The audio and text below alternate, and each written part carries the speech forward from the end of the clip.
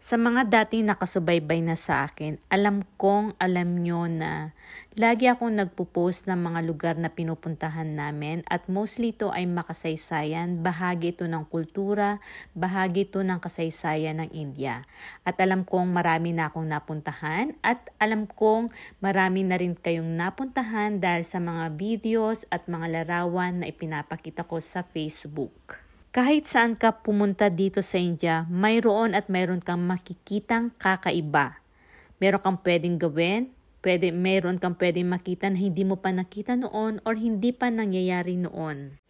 Kapag pumunta ka rito sa India, marami kang experience na mararanasan. Pwedeng fascinating, shocking, rewarding, confusing, educational, or frustrating. Nasa sayo yon.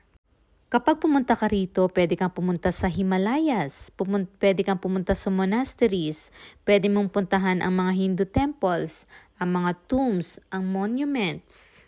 At sigurado ko kapag ikaw ay bumisita rito sa India, kulang ang bakasyon mo para ikutin ito at alam kong iisipin mong babalik at babalik ka muli dito sa India. At dito ka lang din makakakita sa India ng stepwell o water tank na ang edad ay 1,200 year old at mayroon itong 3,500 steps.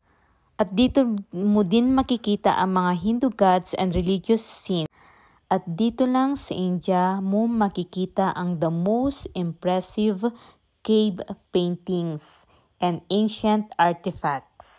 Ang mga paintings na makikita mo sa loob ng kuweba ay mga hunting scenes and daily life and are believed to be 15,000 years old.